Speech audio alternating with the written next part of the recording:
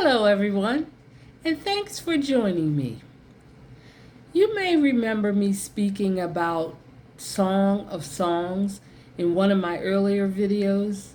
I believe it was the one about wisdom and King Solomon, the wisest man ever.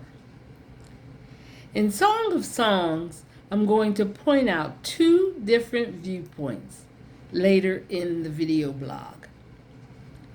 Saturated with stories of sexual escapades, secret rendezvous, and extramarital affairs, today's media teaches that immorality means freedom, perversion is natural, and commitment is old-fashioned.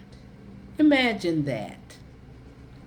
Sex created by God, pronounced good in the Garden of Eden, has been twisted, exploited, and turned into an urgent, illicit, casual, and self-gratifying activity.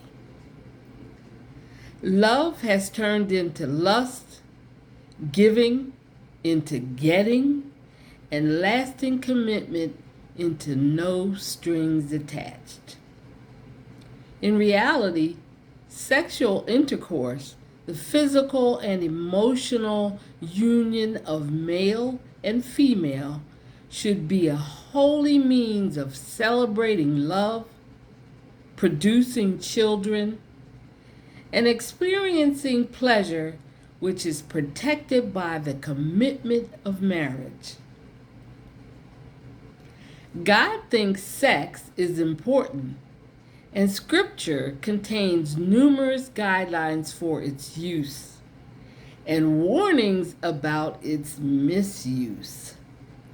Sex is always mentioned in the context of a loving relationship between husband and wife.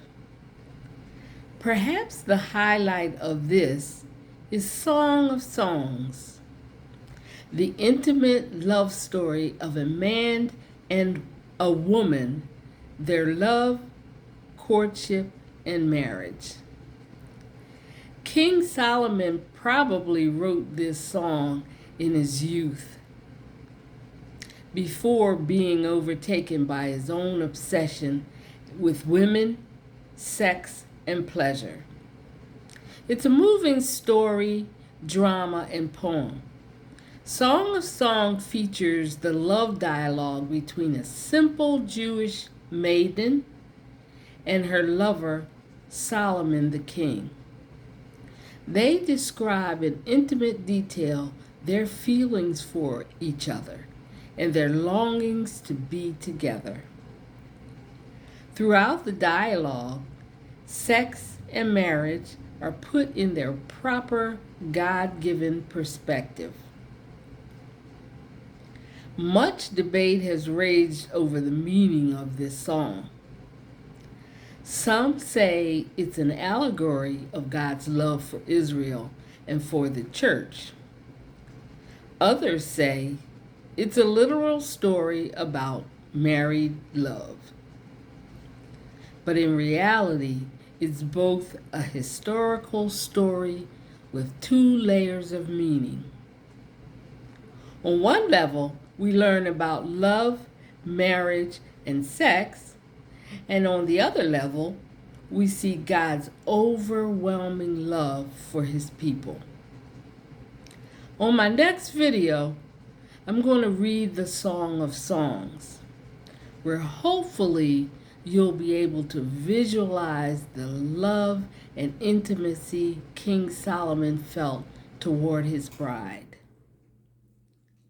Remember that you're loved by God, so try to commit yourself to seeing life, sex, and marriage from his point of view.